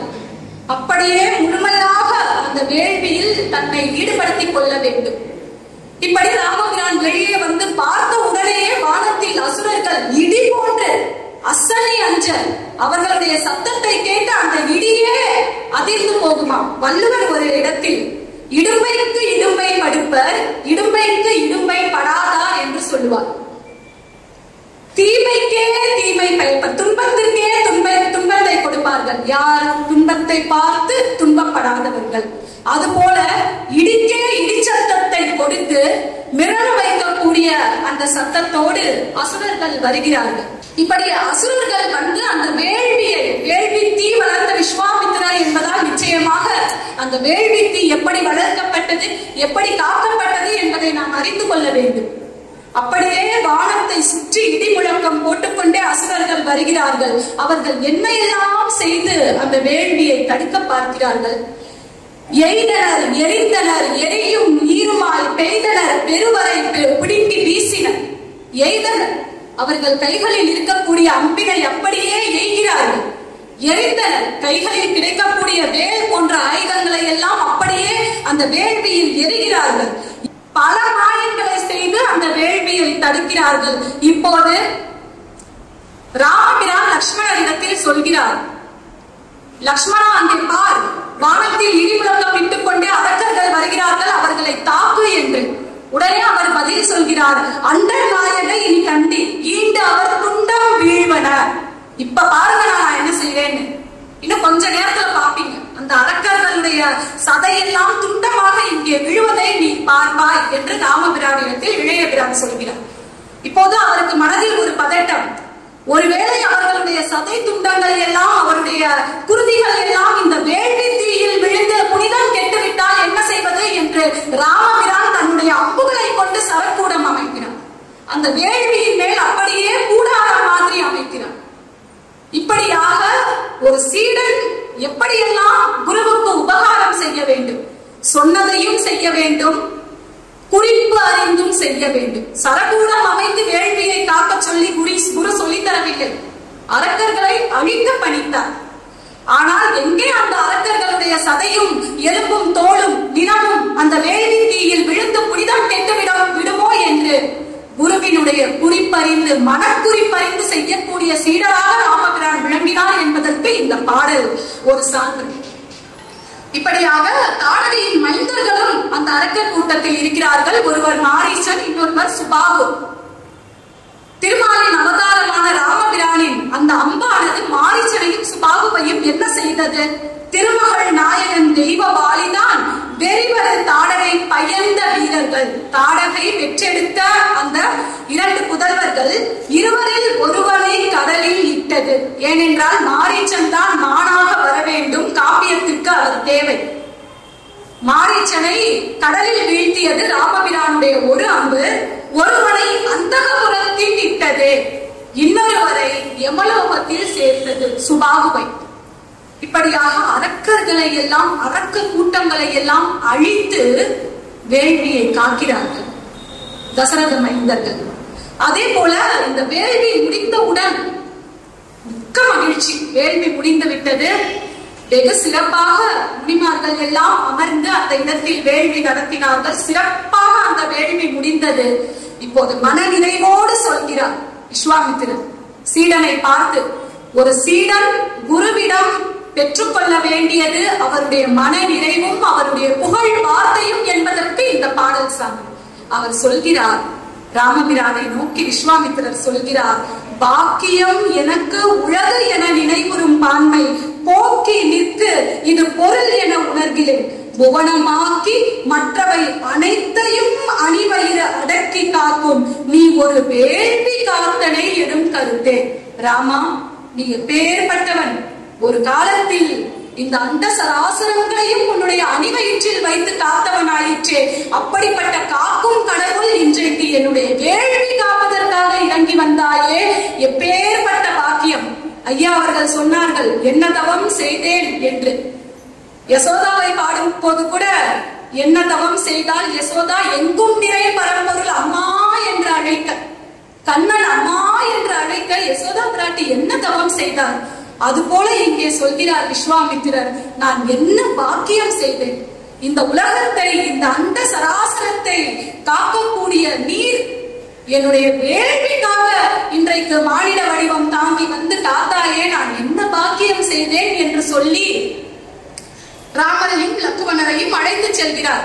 நியாயப்படி வேள்வியை காக்க அழைத்து செல்கின்றேன் என்று தசரதரிடம் சொன்னார். வேள்வி முடிந்து விட்டது, எங்கே திரும்ப வேண்டும்? மீண்டும் அயோத்திக்கு தானே செல்ல வேண்டும். அயோத்திக்கு சென்றால் காப்பியம் எப்படி வளரும்? அறம் எப்படி வளரும்? ராவணன் எப்போது அழிவார்? நேரடியாக அவர்களுடைய பயணம் மிதிலை நோக்கி செல்கிறது. மிதிலாபுரியை நோக்கி மூவரும் நடந்து செல்கிறார்கள். இடையில் அகலிகை. அகலிகையினுடைய கதை அனைவருக்கும் தெரியும். ஒரே ஒரு பாடலை மட்டும் சொல்லிவிடுகிறேன் அகலிகையை பற்றி. மூவரும் அப்படியே நடந்து செல்கிறார்கள். ராமபிரானுடைய பாதம் துளிபட்டு கல்லாக கிடந்த அகலிகை பெண்ணாக மாறினால் கவனத்தில் கொள்ள வேண்டும். ராமபிரானின் பாதம் படவில்லை, பாத துளி பட்ட உடனேயே அவள் பெண்ணாக மாறினார். மைவண்ணத்து அரக்கி போரில் மழை வண்ணத்து அண்ணலே உன் கைவண்ணம் அங்கு கண்டேன், கால்வண்ணம் இங்கு கண்டேன் என்று சொல்லுகிறார் விஸ்வாமித்திரர். மை போன்ற நிறமுடைய அரக்கியை போரில் வீழ்த்துகின்ற போது உன்னுடைய கைகள் செய்த அற்புதத்தை நான் பார்த்தேன். இப்போது சாபம் பெற்று கல்லாக கிடந்த அகலிகை உன்னுடைய பாத துளிப்பட்டு பெண்ணாக மாறிய பொழுது உன்னுடைய கால்கள் செய்த அற்புதத்தை நான் கண்டேன் என்கிறார். இதை அப்படியே கண்ணதாசன் கொஞ்சம் மாற்றி சொன்னார். பால் வண்ணம் பருவம் கண்டு, வேள் வண்ணம் விழிகள் கண்டு, மான் வண்ணம் நான் கண்டு வாடுகிறேன், கை வண்ணம் அங்கே கண்டேன், கண் வண்ணம் இங்கே கண்டேன், பெண் வண்ணம் நோய் கொண்டு வாடுகிறேன் என்று சொல்லியிருப்பார். கம்பரில் கால்நதி கண்ணதாசன் மறந்துவிடக் கூடாது. கண்ணதாசன் எவ்வளவோ இலக்கியங்களை, குறிப்பாக கம்பராமாயணத்தை பாமர மக்களுக்கு திரையிசை பாடல்களின் ஊடாக ஊட்டியவர் கண்ணதாசன். நாம் கம்பரை கூட படிக்க வேண்டாம், கண்ணதாசனை படித்தால் போதும். நல்லா கைத்தட்டலாம். பசி நேரம் எனக்கு புரியுது. செவிக்கு உணவில்லாத பொழுது சிறிது வயிற்றுக்கும் ஈயப்படும். இன்னும் கொஞ்சம் கடுமையா வள்ளுவர் சொல்லுவாரு, செவியின் சுவையுணரா வாயுணர்வின் மாக்கள் அதிலும் வாழினும் என். இதுக்கான பொருள் சொல்ல எனக்கு தைரியம் இல்லை. அதனால செவிக்கு தான் உணவு, வயிற்றுக்கு எப்போது வேண்டுமானாலும் நாம் உணவை இட்டுக் கொள்ளலாம். செவி உணவு எப்போதாவது தானே கிடைக்கும். மதுரையில் இருந்து இந்த சேலத்திற்கு நேற்றிரவே வந்து இங்கே தங்கி உங்களை எல்லாம் பார்த்து ஆவலோடு விஸ்வாமித்திரருடைய பெருமையை எடுத்து செல்ல வேண்டும் என்கின்ற ஒற்றை ஆவல் தவிர வேறு என்ன இருக்கின்றது? கம்பருடைய காவியத்தை பேசுவதற்கும் ராமபிரானுடைய பெருமையை பேசுவதற்கும் ஒரு வாய்ப்பு கிடைத்தால் யார்தான் விடுவார்கள் அந்த வாய்ப்பை? நாராயணனை எண்ணாத நாவென்ன நாவோ, அந்த ராமபிரானை பாடுவதற்கு, ராமபிரான் குறித்து பேசுவதற்கு ஒரு வாய்ப்பு. என்னுடைய நான் புண்ணியம் செய்திருக்க வேண்டும், உங்களுடைய செவிகள் புண்ணியம் செய்திருக்க வேண்டும். ராமபிரானை பற்றி சிந்திப்பதற்கு நம்முடைய சிந்தை புண்ணியம் செய்திருக்க வேண்டும். புண்ணியவான்கள் தான் இங்கே நிறைந்திருக்கின்றோம். இவர்களை போன்று பெரியவர்கள் எல்லாம் பேசிய பிறகு நான் பேசுவதா என்று யோசித்தேன். ஒரு செய்யுள் நினைவுக்கு வந்தது. ஐயா அவர்கள் சொன்னார்கள், ராமர் ஐயா அவர்கள், நான் பேசினால் அதிக பிரசங்கி ஆகிவிடுமோ என்று அவர்களே சொன்னார்கள். அவர்கள் கூறுகின்ற பொழுது எனக்கு ஒரு செய்யுள் நினைவுக்கு வந்தது. காண மயிலாட கண்டிருந்த வான்கோழி தானும் அதுவாகவே பாவித்து தானும் தன் கொல்லாசிரவை விரித்து ஆடினார் போலும். ஐயோ, மயில் போல அழகாக ஆட வேண்டும் என்று வான்கோழி நினைத்தால் எப்படி இருக்குமோ அது போல இத்தகைய பெரியவர்களை எல்லாம் பேசிய பிறகு நான் பேசினால், அதுவும் பசி நேரத்தில் மதிய நேரத்தில் பேசுவதா என்றெல்லாம் அஞ்சினேன். ஆனாலும் அவர்களுடைய குருவர்களின் பொருட்டு நிச்சயமாக நீங்கள் அனைவரும் இதை செவியுறுவீர்கள் என்கின்ற நம்பிக்கையில் இங்கே வந்து பேசிக் கொண்டிருக்கின்றேன். நிச்சயமாக இந்த வாய்ப்பு நமக்கு எப்போதாவது அரிதாக கிடைக்கக்கூடிய ஒரு வாய்ப்பு. எனவே இப்படியாக வேள்வி காக்கப்பட்டது, அகலிகையின் சாபம் நீக்கப்பட்டது. ஒரு கணம் தன்னுடைய கணவனை மறந்தால் அகலிகை, ஆனால் காலம் காலமாக இறைவனை நினைக்க வைத்தார். ஒரு புதுக்கவிஞர் சொல்லுவார், வரங்கள் எல்லாம் சாபங்களாகும் என்றால் இங்கே தவங்கள் எதற்கு என்று. ஒருவர் கொடுத்த வரமே சாபமாக மாறிவிடும் என்றால் அவ்வளவு கஷ்டப்பட்டு தவம் செய்து என்ன பிரயோஜனம்? இங்கே அகலிகைக்கு கிடைத்த சாபமே வரமாக மாறியது. எப்படி? ராமர் எப்போது வருவார், ராமர் எப்போது வருவார் என்று சதா சர்வகாலமும் ராமபிரானையே நினைக்கக்கூடிய வாய்ப்பினை பெற்றாலே அகலிகை. அவருடைய பாதத்தை பிடித்தால் நாம் உய்வு பெறலாம் என்கின்ற உண்மையை உணர்த்துவதற்காக அகலிகையை காண்பித்தார் விஸ்வாமித்திரர் குருவாக. யார் ஒருவர் இறைவனுடைய திருவடியை பற்றுகிறார்களோ அவருக்கு மோட்சம். தவறே செய்திருந்தாலும், தெரியாமல் தவறே செய்திருந்தாலும், ஆண்டாள் நாச்சியார் சொல்வது போல போய பிழையும் புகுதருவா நின்றனவும் தீயினில் தூசாகும். யாருடைய அடியை பாடினால், யாருடைய அடியை வணங்கினால், அந்த நாராயணனுடைய திருவடியை வணங்கினாள். அதுபோல அவருடைய திருவடி பாதத்தை பற்றி அகலிகை மோட்சம் சாப விமோச்சனம் பெற்றாள். ஆனால் தாடகையோ எதிர்த்து நின்று போர் செய்தாள். அதனால் அவள் மாட்டாள். எனவே யாராக இருந்தாலும் அறவழியில் இறைவனுடைய திருப்பாதத்தை பற்றி சரணாகதி அடைந்தோம் என்றால் நிச்சயமாக கதி மோட்சம் உண்டு என்பதை சொல்லுவதற்காகத்தான் விஸ்வாமித்திரர் அகலிகையினுடைய அந்த கதையை கம்பர் அங்கே வைத்திருக்கின்றார். அப்படியே மூவரும் நடந்து போகிறார்கள். இன்னும் விஸ்வாமித்திரருடைய வரலாறு முடியவில்லை. இன்னும் ஒரு 10 நிமிடத்தில் சரியாக நிறைவு செய்து விடுகிறேன். அங்கே மட்டும்தான் விஸ்வாமித்திரர் வேள்வியை வளர்த்தாரா என்றால் இல்லை. இதற்கு முன்னரும் ஒரு வேள்வி நடத்தப்பட்டிருக்கிறது விஸ்வாமித்திரரால். அப்படியே மூவரும் மிதிலாபுரி நோக்கி நகர்ந்து செல்கிறார்கள். மிதிலாபுரியினுடைய அந்த கோட்டைக்கு முன்னால் ராமபிரான் வந்து நிற்கிறார். முன்னால் முனிவர் இருக்க, ராமபிரான் இடையிலே நிற்க, பின்னால் இளையபிரான் செல்ல, அந்த கோட்டையில் மதில் சுவரில் வைக்கப்பட்டிருந்த கொடிகள் எல்லாம் இப்படி காற்றில் அசைந்து கொண்டிருந்ததாம். அதை கம்பர் எப்படி வர்ணித்தார்? சீதாதேவி இங்கேதான் இருக்கிறாள், ராமா ராமா வா வா வா வா என்று அழைப்பது போல் இருந்ததாம். மையறு மலரின் நீங்கி யான் செய் தவத்தின் வந்து செய்யவள் இருந்தால் என்ற செழுமணி கொடிகள் என்றும் கைகளை நீட்டி அந்த கமல செங்கன் ஐயனை ஒல்லைவா என்று அழைத்தது போன்றது அம்மா என்று முடித்தார் கம்பர். எவ்வளவு அழகான நயம்! காற்றில் கொடி அசைவது என்பது சாதாரண நிகழ்ச்சி. இதில் கவிஞர் தன்னுடைய குறிப்பை ஏற்றி சொன்னதால் இது தற்குறிப்பேற்றாங்க. இது எங்கே கிடைத்திருக்கிறது? கம்பருக்கு இளங்கோவடிகள் இடத்தில் கிடைத்திருக்கின்றது. கண்ணகியும் கோவலனும் மதுரை மாநகரத்திற்குள் வருகிறார்கள். உள்ளே நுழைவதற்கு முன்னால் போருக்காக வைக்கப்பட்டிருக்கக்கூடிய கொடிகள் எல்லாம் காற்றில் இப்படி அப்படி இப்படி அப்படி அசைந்து கொண்டிருக்கின்றது. போருழந்தெடுத்த ஆரையில் நெடுங்கொடி வாரல் என்பது போல் மறித்து கை காட்ட அந்த கொடிகள் எல்லாம் கண்ணகியையும் கோவலனை பார்த்து வராதீர்கள் வராதீர்கள் என்று அசைத்ததாம். இங்கே வாருங்கள் வாருங்கள் என்று மிதிலாபுரி வரவேற்றது, அங்கே வராதீர்கள் வராதீர்கள் என்று. ஏனென்றால் கோவலன் மதுரைக்குள் வந்தால் கொலைப்படுவான், கண்ணகி பெரும் துயர் உருவாள் என்பதை பின்னால் வரக்கூடியதை முன்னமே அறிவிக்கக்கூடிய ஒரு நிகழ்வாக இளங்கோவடிகள் அங்கே அதை பதிவு செய்திருப்பார். கண்ணதாசன் இன்னும் அழகாக சொல்லுவார், மயத்திற்காக ரொம்ப அழகாக சொல்லுவார். மூடி திறந்த இமை இரண்டும் பார்ப்பார் என்றன, முந்தானை காற்றில் ஆதி வா வா என்றது. தலைவியினுடைய சேலை முந்தி காற்றில் அசைவது என்பது இயல்பு. அப்படி அசைந்து கொண்டிருக்கக்கூடிய அந்த முந்தி தலைவனை வா வா என்று அழைப்பது போல் இருந்தது என்று அவரும் அப்படியே கம்பரை ஒட்டி பாடியிருப்பார். எனவே மூவரும் மிதிலாபுரிக்குள் நுழைகிறார்கள். அங்கே சதானந்தன் அவர்களை எதிர்கொள்கிறார். சதானந்தன் யார்? அகலிகையினுடைய மைந்தன் சதானந்தன். இப்போது சதானந்தர் விஸ்வாமித்திரருடைய பெருமைகளை எல்லாம் வரலாற்றை எல்லாம் அறிந்தவர் சதானந்தர். சதானந்தர் ராமபிரானை அறிமுகம் செய்து வைக்கிறார். எப்படி அறிமுகம் செய்து வைக்கிறார்? வருக சதானந்தரே, வடித்த மாதவ கேட்டி. மிகப்பெரிய குரு விஸ்வாமித்திரர். விஸ்வாமித்திரர் சதானந்தரை பார்த்து சொல்கிறார், வடித்த மாதவ கேட்டி, தேர்ந்தெடுக்கப்பட்ட மிகப்பெரிய தவ வலிமை மிக்க முனிவரே கேள். ஒரு குரு இன்னொரு குருவை ஒரு காலம் இகழ மாட்டார். எப்பேற்பட்ட தத்துவம் இதில் அடங்கி இருக்கிறது! இவரே மாதவ முடி, மிகப்பெரிய 4 திசையிலும் செய்து தவம் செய்து பிரம்மரிஷி பட்டத்தை பெற்ற விஸ்வாமித்திரர் அவரை காட்டிலும் இளைய வயதில் இருக்கக்கூடிய ஒரு முனிவரை பார்த்து வடித்த மாதவ கேட்டி என்று சொல்கிறார். என்ன அர்த்தம்? குருவாக யாராக இருந்தாலும், நாமே ஒரு குருவாக இருந்தாலும் கூட இன்னொருவருக்கு மதிப்பு கொடுக்க வேண்டும், மரியாதை கொடுக்க வேண்டும். அதை அப்படியே ராமபிரானும் இளையபிரானும் பார்க்கிறார்கள். எப்பேற்பட்ட உயர்ந்த குணம் விஸ்வாமித்திரருக்கு! அப்படியே சதானந்தரை எதிர்கொண்டு ராமபிரானை அறிமுகம் செய்கிறார். இந்த வள்ளல் யார் தெரியுமோ?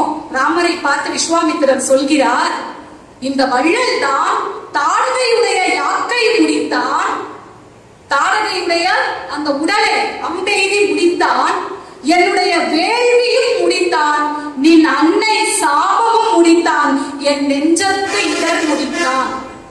எதையெல்லாம் முடித்தான்? எல்லாம் முடித்தான் தான், ஆனா பொருள் வேற. தாடகையோட ஆயுளை முடித்தான், அகலிகை நன்மையாக இருக்கக்கூடிய அகலிகையினுடைய சாபத்தை முடித்தார், என்னுடைய வேள்வியை காத்து முடித்தார். மொத்தமாக சொல்ல வேண்டும் என்றால் என் நெஞ்சத்து இடர் முடித்தார். ஒற்றை வார்த்தையில் சதானந்தன் விஸ்வாமித்திரரை உச்சத்தில் வைப்பார். முடித்தான் முடித்தான் என்று சொல்கிறீர்களே, இவை எல்லாம் நீங்கள் அருகில் இருந்ததால் தானே முடிந்தது. விஸ்வாமித்திரர் அருகில் இருந்ததால் தானே இத்துணையும் முடிந்தது. அவர் சொல்கிறார், விஸ்வாமித்திரரிடம் அப்படியே சொல்கிறார், மாதவன் நின் அருள் இன்று உன் தான் உள்ளதே, அரிது யாது என்ற வெற்றி வீரருக்கு. அரிது யாது? உன்னுடைய அருள், குருவினுடைய அருள் ஒன்று போதுமே, செய்வதற்கு அரிது என்று இந்த வெற்றி வீரர்களுக்கு இருக்குமா என்ன? உன்னுடைய அருள் பார்வை, உன்னுடைய அருள் கடாட்சம் இருந்தால் போதும், எதை வேண்டுமானாலும் செய்து முடிப்பார்கள் என்று கூறி விஸ்வாமித்திரரை அப்படியே உச்சத்தில் வைத்தார் சதானந்தர். ஒருவரை ஒருவர் எப்படி மதிப்பு கொடுத்துக் கொள்கிறார்கள் என்று நாம் சிந்திக்க வேண்டும். அந்த நேரத்தில் தான் சதானந்தர் விஸ்வாமித்திரருடைய வரலாற்றை சொல்கிறார். திரிசங்கு என்று சொல்லக்கூடிய ஒரு அரசனுக்கு அப்படியே அதே உடலோடு வானுலகம் செல்ல வேண்டும் என்ற ஒரு எண்ணம். திரிசங்கு வேற யாரும் இல்லை, இக்ஷ்வாகு குலத்தை சார்ந்தவர், ராமபிரானுடைய முன்னோர், பாட்டன் என்று சொல்வார்களே, முப்பாட்டன். அதுபோல ராமபிரானுக்கு முன்னோர். அவருக்கு இப்படி ஒரு விபரீத ஆசை. நேராக குலகுரு வசிஷ்டன் அல்லவா இக்ஷ்வாகு குலகுரு, வசிஷ்டரிடம் சென்று கேட்கிறார், இதே உடலோடு நான் துறக்கம் செல்ல வேண்டும் என்று. அப்பா, அப்படியெல்லாம் முடியாது, அப்படியெல்லாம் செய்வது சாத்தியக்கூறு அல்ல, அது முறையும் அல்ல, அப்படிப்பட்ட ஒரு வரத்தை என்னால் உனக்கு தர இயலாது என்று சொல்கிறார். அப்படியானால் அந்த வரத்தை யார் கொடுக்கிறார்களோ அந்த குருவை நான் தேடிச் செல்கிறேன். கோபம் வந்தது வசிஷ்டருக்கு. சரி என்று பேசாம போயிருக்கலாம், சரி நான் பாத்துக்கிறேன் அப்படின்னு சொல்லிட்டு வந்திருக்கலாம். வேறொரு குருவை வைத்து நான் அந்த வரத்தை பெற்றுக் கொள்கிறேன் என்று சொன்னவுடன் கோபம் வந்தது. சண்டாளனாக மாறு, இந்த உடலில் இருக்கக்கூடிய அழகை வைத்துக் கொண்டுதானே நீ மேலுலகம் செல்ல வேண்டும் என்கிறார், நீ நீச்ச வடிவம் பெற்றுவிட வேண்டும் என்று சாபம் விடுகிறார். அவருடைய உடல் அப்படியே கருகி சண்டாள வடிவம் பெறுகிறது. காட்டிலும் மேட்டிலும் அங்கே இங்கே அலைகிறார், தன்னுடைய நாட்டிற்கு செல்கிறார். யாருக்கும் அடையாளம் தெரியவில்லை. திரிசங்கு அரசன் என்ற அடையாளமே இல்லை அவருக்கு. நேராக அந்த பகுதியில் தவம் செய்ய வந்த விஸ்வாமித்திரரை பார்க்கிறார். இதே உடலோடு நான் வானுலகம் செல்ல வேண்டும் என்று சொன்னவுடன் சிரிக்கிறார். அவ்வளவுதானா, நான் செய்து முடிக்கிறேன் என்றார். அப்போது இன்னும் ஒரு வேள்வி நடத்தப்பட்டது. இது முன்னமே நடந்தது. சதானந்தர் விஸ்வாமித்திரருடைய வரலாறு இன்னும் நீளமானது. அவர் அரசனாக இருந்தவர். வசிஷ்டரிடத்தில் ஒரு சிறு வேறுபாடு, இப்ப சொல்வதற்கு நேரம் இல்லை, சிறு வேறுபாடு காரணமாக வசிஷ்டரை பார்த்து ஒரு அரசனை காட்டிலும் முனிவனுக்கு தான் ஆற்றல் அதிகம், ரிஷிகளுக்கு தான் ஆற்றல் அதிகம் என்று அவருடைய அரச பதவியையே துறந்து தவம் செய்வதற்காக சென்றவர் விஸ்வாமித்திரர். அப்பேற்பட்ட அவர் முன்னமே நடத்திய ஒரு வேள்வி திரிசங்குவிற்காக பெரிய யாகத்தை நடத்துகிறார். அனைவரும் வருகிறார்கள். வசிஷ்டரோடு புதல்வர்கள் இதை மதிக்கிறார்கள். இது சரியான முறை அல்ல, நாங்கள் வரமாட்டோம் என்று காட்டில் வேடங்களாக செல்லுங்கள் என்று சபித்து விடுகிறார். அப்படி சபித்து விட்டு திரிசங்குவிற்காக வேள்வி நடத்துகிறார். வானத்தில் இருக்கக்கூடிய, தேவலோகத்தில் இருக்கக்கூடிய இந்திராதி தேவர்கள் எல்லாம் அதை பார்த்து சிரிக்கிறார்கள். நீச்ச உடலை பெற்ற ஒரு சண்டாளனுக்காக இப்படி வேள்வி நடத்துகிறீர்களே என்றவாறு, அது சாத்தியமா? இதே உடலில் வானலோகம் அடைவது என்பது சாத்தியமா? அவர்களுக்கான அவிர்வாகத்தை பெற்றுக்கொள்ள அவர்கள் வரவே இல்லை. பார்க்கிறார்கள், அவிர்வாகத்தை பெற்றுக்கொள்ள தேவர்கள் வரவில்லை. ஆனாலும் பரவாயில்லை, என்னுடைய தவ வலிமையால் நான் உன்னை மேல் உலகத்திற்கு அனுப்புகிறேன் என்று அனுப்புகிறார். வானத்திலிருந்து, தேவலோகத்திலிருந்து தேவர்கள் எல்லாம் அவரை கீழே தள்ளி விடுகிறார்கள். அபயம் அபயம் என்று மீண்டும் விஸ்வாமித்திரரிடத்திலேயே வருகிறார். அப்போதுதான் அந்த தேவ உலகம் இல்லை என்றால் என்ன, உனக்காக நான் வேறு ஒரு சிருஷ்டியையே படைக்கின்றேன், வேறொரு வானுலகத்தையே படைக்கிறேன், வடக்கு தெற்காக நான் படைக்கிறேன் என்று சொல்லி இன்னும் ஒரு தேவலோகத்தையே படைக்கும் அளவிற்கு தவ வலிமை கொண்டவராக விளங்கினார். தேவலோகத்தை படைப்பதற்காக செல்கிறார். தேவலோகத்தில் இருக்கக்கூடிய அனைவருக்கும் பயம் வந்துவிட்டது. எங்கே இன்னொரு தேவலோகத்தை படைத்து நமக்கெல்லாம் போட்டியாக வந்து விடுவார்களோ என்று அப்போதுதான் இறங்கி வந்தார்கள். சரி, இந்த திரிசங்குவை வானத்தில் இருக்கக்கூடிய நட்சத்திர கூட்டங்களோடு நாங்கள் வைத்து விடுகிறோம் என்று சொன்னார். சொன்னவுடன் விஸ்வாமித்திரரும் சம்மதித்து திரிசங்கு நட்சத்திர கூட்டங்களோடு இன்றைக்கும் காட்சி தருவதாக சொல்வார்கள். விஸ்வாமித்திரருக்கு ராஜரிஷி பட்டம் அப்போதுதான் கிடைக்கிறது. இறுதியில் வடக்கே நோக்கி தவம் செய்கின்ற பொழுது அவர் பிரம்ம ரிஷி ஆகிறார். கதை சொல்லிக் கொண்டே போனால் நீண்டு கொண்டே இருக்கும்.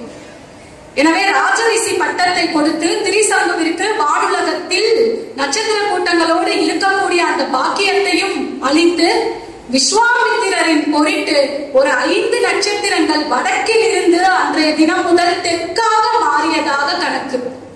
அனுசம், கேட்டை, மூலம், பூராடம், உத்திராடம், இந்த 5 நட்சத்திரங்கள் வடக்கில் இருந்து விஸ்வாமித்திரரின் பொருட்டு தெற்காக வந்தவா. அவ்வளவு பெரிய தவ வலிமை உடையவரப்பா இந்த முனி என்று ராமபிரானுக்கும் இளையபிரானுக்கும் சதானந்தன் விஸ்வாமித்திரருடைய வரலாறு சொல்கிறார். நன்னூலில் ஒரு சிறந்த பாடல், இதை மட்டும் சொல்லி நிறைவு செய்து விடலாம் என்று நினைக்கின்றேன். ஒரு உத்தமமான குரு, ஒரு உயர்ந்த குரு எப்படி இருக்க வேண்டும் என்று நன்னூல் இலக்கணத்தில் பவனந்தி முனிவர் சொல்வார். குருக்கான இலக்கணம் எல்லாம் ஐயா சொன்னார்களே, அது போல ஒரு இலக்கணம். குலல் அருள் தெய்வம் கொள்கை மேன்மை, கலை பயில் தெளிவு கட்டுரை வன்மை, நிலம் மலை நிறைகோள் மலர் நிகர் மாட்சியும் உயர்குணம் இணையவும் அமைபவன் நூலுரை ஆசிரியர். ஒரு நூலில் இருக்கக்கூடிய நுட்பத்தை ஒரு சீடனுக்கு உபதேசம் செய்யக்கூடிய குருவாக இருக்கக்கூடிய ஒரு ஆச்சாரியன், ஒரு குரு எப்படி இருக்க வேண்டும்? குலம், தான் பிறந்த குலத்தை உயர்வடைய செய்ய வேண்டும். அரச குலத்தில் பிறந்து பிரம்மரிஷியாகி குலத்திற்கு பெருமை சேர்த்தார். அருள், அருள் பார்வை இருக்க வேண்டும். ராமபிரான் பொருட்டு வேள்வியை நடத்தி படைக்கலன்களை எல்லாம் கொடுத்தார். திரிசங்குவின் பொருட்டு வேள்வியை நடத்தி வாழுவர் தன்னிடம் அபயம் என்று வரக்கூடியவர்களை அருள் பார்வையால் ஆதரவு கொடுப்பவர் குரு. அப்படிப்பட்ட குருவாக விஸ்வாமித்திரர் விளங்கினார். தெய்வம், தெய்வ வழிபாடு மிக்கவராக இருக்க வேண்டும். வேள்வி என்பதே ஒரு வழிபாட்டு முறைதானே. தெய்வ வழிபாடு, கொள்கை மேன்மை, தான் கொண்ட கொள்கையில் விடாப்பிடியாக இருக்க வேண்டும். தான் ரிஷியாக வேண்டும், பிரம்ம ரிஷியாக வேண்டும் என்று தான் கொண்ட கொள்கையில் எத்தனையோ முறை திலோத்தமையை அனுப்பி தவத்தை கலைக்க பார்க்கிறார்கள். எத்தனையோ முறை அவருடைய தவம் கலைவதாக இருந்தாலும் கூட கொண்ட கொள்கையில் இருந்து மாறாமல் பிரம்ம ரிஷி பட்டம் பெற்றார். கலைப்பையில் தெளிவு, பல்வேறு கலைகளில் தேர்ச்சி பெற்ற தன்மை.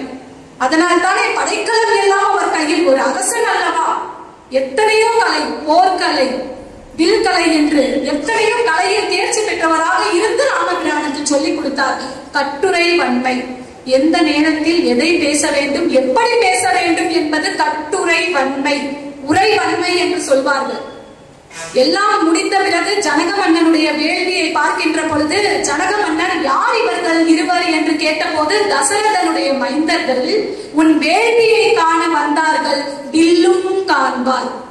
வேள்வியை மட்டும் பார்க்க வரல, நீ வைத்துக் கொண்டிருக்கிறாயே சிவதனுசு, அதையும் பார்க்க போகிறார். ஒரே ஒரு வார்த்தை, ஒரு வார்த்தை சொன்னாலும் திருவார்த்தை என்பார்களே, அது குரு வார்த்தை.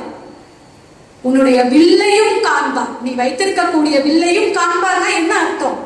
நிச்சயமாக சீதா தேவியை கரப்பற்றுவதற்காக ராமன் அங்கே வந்திருக்கிறார் என்பதை சொல்கிறார். இப்படி கட்டுரை வன்மை உடையவராக இருக்கிறார். நிலம், நிலம் போன்ற பொறுமை ஒரு குருவிற்கு இருக்க வேண்டியது. சீடர்கள் எவ்வளவோ தவறு செய்தாலும் பொறுமை, மலை, ஆற்றல், திண்மை, வலிமை, எதிரே இருக்கக்கூடியவர்களை சுட்டு எரிக்கக்கூடிய வலிமை இருந்தது விஸ்வாமித்திரன். அவர் சாபம் கொடுத்தால் அடுத்த கணம் நடக்கும், அவ்வளவு ஆற்றல். கல்வியினால், வித்தையினால், தவத்தினால் வந்த ஆற்றல், மலை போன்ற ஆற்றல். நிறைகோல், தராசு தட்டு. ஒரு இடத்தில் வசிட்டருடைய புதல்வர்களுக்கு வேடர்களாக செல்லுக என்று சாபம் கொடுத்தார்.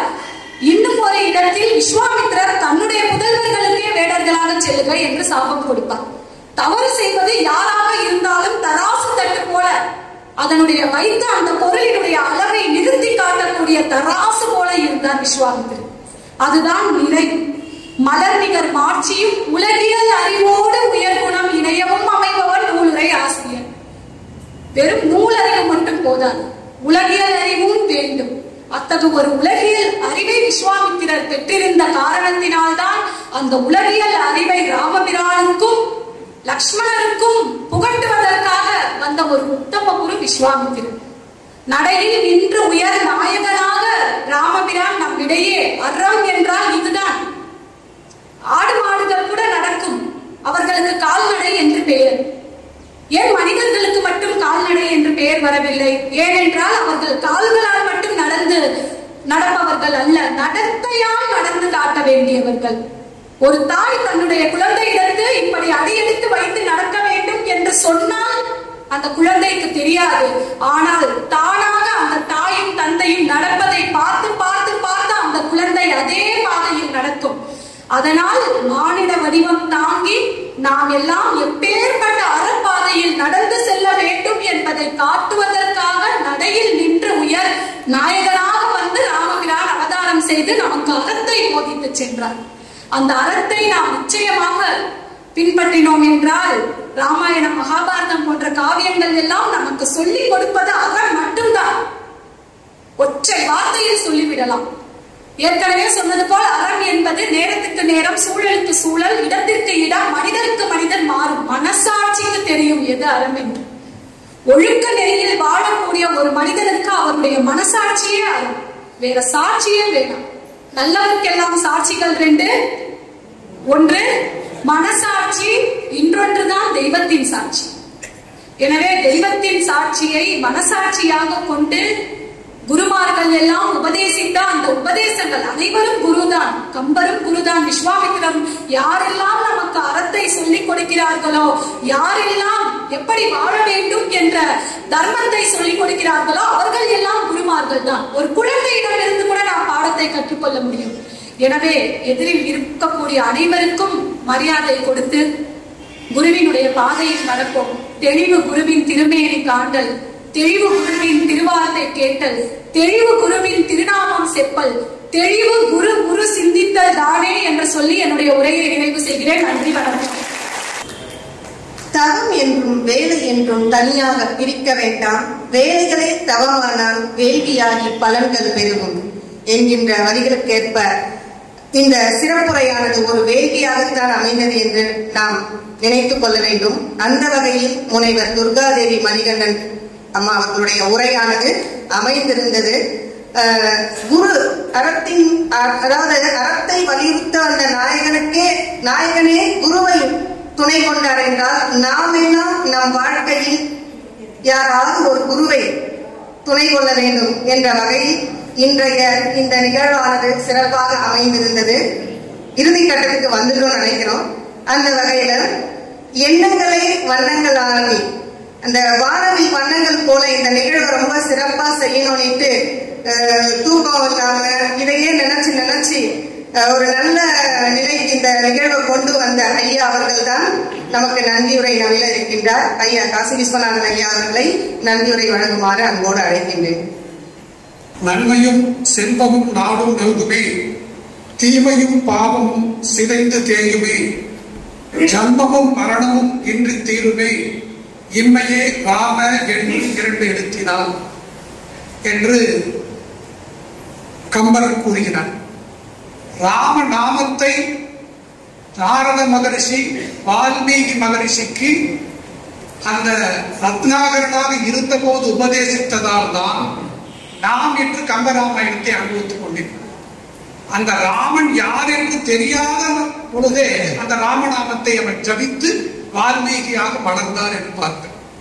அப்படிப்பட்ட இந்த வால்மீகி ராமாயணத்தை ஒட்டி வந்த இந்த கம்பராமாயணம் 1000 ஆண்டுகளுக்கு முன்பாக கம்பனால் எழுதப்பட்டாலும் இன்றும் உலகம் முழுவதும் உள்ள மக்கள் அதை சிந்தித்து பேசி கேட்டு அனுபவித்து நாடகங்களாக நடித்து காவியங்களாக இசைத்து இதெல்லாம் செய்து கொண்டே இருக்கிறோம்.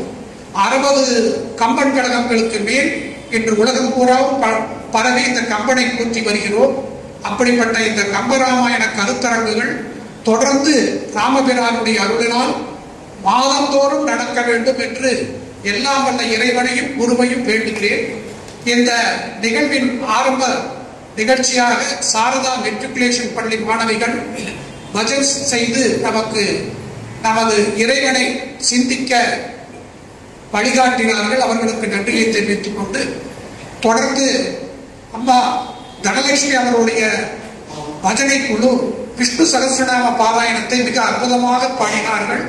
சுவாமி அவர்கள் கண் மெய்மறந்து அதை கேட்டு அனுபவித்தார்கள். நாம் எல்லோரும் அனுபவித்தோம். அந்த குழுவினருக்கும் நன்றியை தெரிவித்துக் கொள்கிறோம். இங்கு தலைமை உரையாற்றிய சுவாமி அவர்களுக்கு நன்றியை தெரிவித்துக் கொண்டு நமக்கு அருந்தரை வழங்கிய சுவாமி அக்ஷரானந்தா அவர்களுக்கும் இந்த நேரத்தில் நன்றியை தெரிவித்துக் கொள்கிறோம். இன்று குரு பூர்ணிமாவையொட்டி வியாசரை பற்றி சிந்திப்பதற்கு வேதம் வகுத்த முனிவன் வியாசர் என்ற தலைப்பில் மிக நீண்ட ஒரு சொற்பொழிவை ஆற்றிய ஐயா டாக்டர் சந்திரசேகர் அவர்களுக்கு நாம் கிருஷ்ண சேவா சமிதி சார்பாக நன்றியை தெரிவித்துக் கொள்கிறோம்.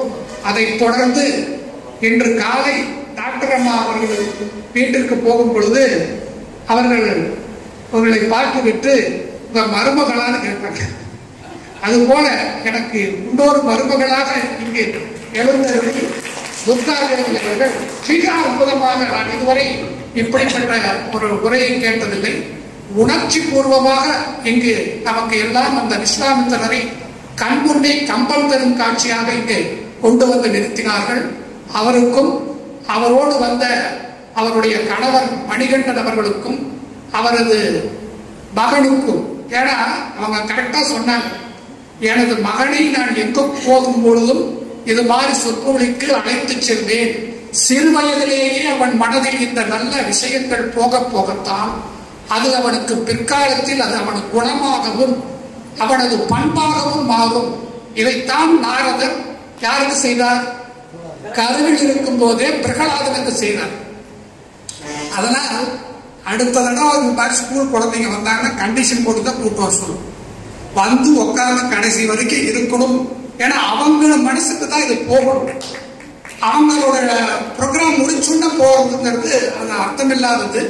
அடுத்த முயற்சியை நாம் அதுக்கு தகுந்த ஸ்கூலை பார்ப்போம் அப்படிங்கறத முடிச்சுட்டு இப்ப இந்த 2023 வருடம் இந்த குரு பூர்ணிமா அன்றுதான் இந்த ஸ்ரீ கிருஷ்ண சேவா சமிதி மலர்ந்தது. அதே இந்த குரு பூர்ணிமாவில் இந்த 3வது வருடம் இந்த கம்பன் தரும் காட்சி என்ற கம்பராமாயண கருத்தரங்கம் அரங்கேறி இருக்கிறது. அந்த திருவருளினால் இதெல்லாம் நடைபெற்றுக் கொண்டிருக்கிறது. ஐயா ஜவஹர் ஐயா இந்த தேசிய சேவா சமிதி ஐயா அவர்கள் தான் முதல் எனக்கு வாய்ப்பு கொடுத்து இந்த குரு பூர்ணிமாவை நடத்த அனுபவித்தார். நேற்று அவர் கூறும் பொழுது கிருஷ்ண சேவா சமிதியில் யார் இருக்கிறார் அப்படின்னு, கிருஷ்ண பரமாத்மா தான் இருக்கிறார் அப்படின்னு. அவர்தான் இருந்து எல்லோரும் இயக்கிக் கொண்டிருக்கிறார். அவர் இயக்கிக் கொண்டிருக்கிறார் என்றால் அதை எல்லோருடைய மனதிலும் கொண்டு போய் சேர்த்து அவருடைய அங்கங்களாக ஆண்கள் எல்லாம் கோபர்களாகவும் பெண்கள் எல்லாம் கோபியர்களாகவும் இருந்து இந்த கிருஷ்ணா சேவா சமிதியில் அவர்தான் தலைவர். அவரோடு நாம் இணைந்து ஒரு பிருந்தாவனத்தில் அவரோடு எப்படி கோபர்கள் எல்லாம் கோபியர்கள் எல்லாம் பாடி ஆடி மகிழ்ந்தார்களோ அதை போல இந்த கிருஷ்ண சேவா சமிதி இருக்க வேண்டும். எனவே இந்த கிருஷ்ண சேவா சமிதியின் உறுப்பினர்களை நீங்கள் சேர்க்க முயற்சிங்கள் என்று கூறினார். அதற்காக இப்பொழுது உங்களிடம் உறுப்பினர் படிவம் ஒன்று வழங்கப்படும். அந்த படிவத்தில் உங்களது பெயரையும் அதில் உள்ள விவரத்தையும் நிரப்பி கொடுத்தால் உங்களுக்கு அடுத்தடுத்த நிகழ்ச்சிகளுக்கான நேரடியான செய்திகள் வந்து சேரும். எனவே கொடுப்பேன் நீங்க ஆகவே இந்த நிகழ்வு மிக அற்புதமாக அமைந்தது. உங்களுடைய வருகை மிக எங்களுக்கு தேவை. மேற்கொண்டு அடுத்த மாதம் ஆகஸ்ட் 24ஆம் தேதி இதே மாதவ மகாலில் அடுத்த நிகழ்வு ராமன் கண்ட சீதை, சீதை கண்ட ராமன் என்ற தலைப்பில் கோவில்பட்டி கம்பன் கழக செயலாளர் சரவண செல்வன் என்பவரும் மதுரை கம்பன் கழக இணை செயலாளர் திரு கண்ணன் அவர்களும் பேச இருக்கிறார்கள். அதற்கு தலைமை தாங்கி நடத்துவதற்கு ராஜபாளையத்திலிருந்து திருமதி சரஸ்வதி அவர்கள் வர இருக்கிறார்கள். அந்த நிகழ்வுகளும் நீங்கள் எல்லாம் பங்கு கொண்டு இந்த கம்பராமாயண கருத்தரங்கள் கேட்டு பயனடைய வேண்டும் என்று தாழ்மையுடன் கேட்டுக்கொள்கிறோம்.